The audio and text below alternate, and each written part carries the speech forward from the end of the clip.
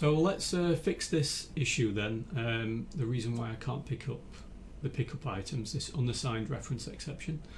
So let's find one of the pickups. Mine are all at the top here, so let's just double click on this apple, which, where is it? I've placed this in the church on one of the pews there. So when I click on the apple, I've got this health cube, and I can see that I've got a non-game object, so I've got a null reference right there. Basically it's saying can't find something. So I need my pickup message, which should be on my canvas. Okay, and let me just close that down. It's obviously a pickup panel, so let me just drag pickup panel in there. Pickup type 1 is apple, which it should be, if it'll, there we go, 1 equals apple, that's correct. The pickup is apple number 6. Let me just double check that that's correct. Apple number 6, yeah. So all we need in there basically is just that pickup panel, and then everything else should work. The animation is good, the apple. Now what I did notice was that the range was a little unusual on these items, so perhaps just experiment with the range. Try going for a less number, because I know that we worked on something like 8. Try bringing it down to something like 6 or 5 until it's just perfect and you can kind of pick it up, so that you're not picking stuff up when it's too far away. Okay, so once again, health cube, so I'm going to have to do all of these, I think, and I'll work on that range until I get a good number and then show you what I've done. In a second I'll edit this together. Okay, so I've sorted out my pickups now. So on the camera main, with the pickup script, I've actually changed my distance to about 6, and I find that that's much better. You could even lower it down to 5, it may still work, but 6 for me is the optimum number. All right, it's really good. And obviously once you've sorted out each of these pickups with the pickup panel, all of them will work perfectly fine. All right, good. So we've sorted that out. Now what I want to do is go back to my first person controller. Now we left a message saying that it's best to switch off your flashlight to avoid detection by enemies.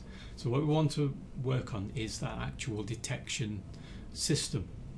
So if I click flashlight and just switch this one back on, I want to actually put a trigger cube on this flashlight that is used by enemies to detect where I am. Okay, so I'm just going to get pretty close to the player.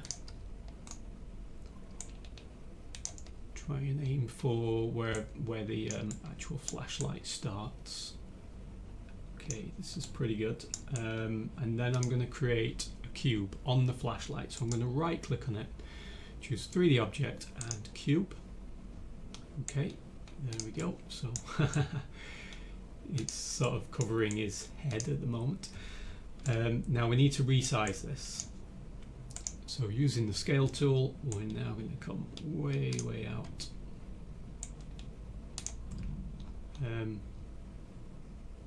Now I do want it to be pretty long, and I'm going to move this forward.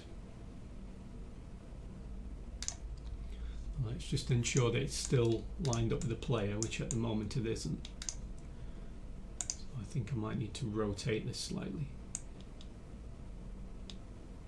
There we go, now it's lined up with the player.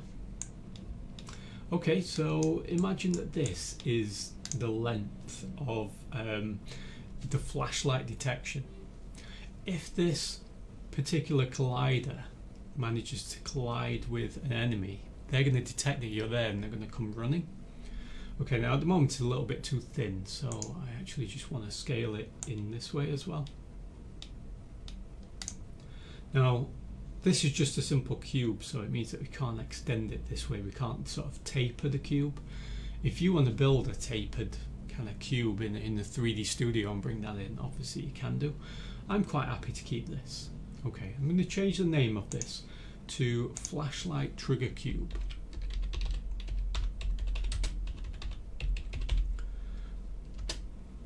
Okay, flashlight trigger cube. Now we don't need a mesh renderer because that looks ridiculous, so let's just remove that component. All we need is this green collider, and we do need to make sure that that's a trigger so that enemies can pass through that. And I actually want this to be tagged so that when we actually use a script, we can detect which collider an enemy is colliding with. So I'm going to click on the tag, add a new tag, just create one, and we're going to call this one trigger player. Remember to keep it all as one word, no spaces.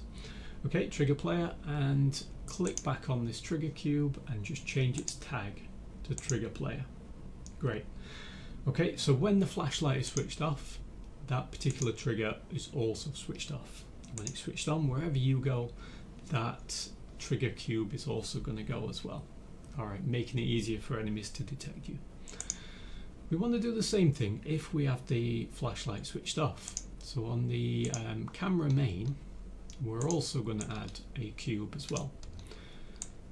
So let's just right click on the camera main, 3D object, and a cube. Okay, and it places it in the right location for the actual camera. And I might call this one just player trigger cube.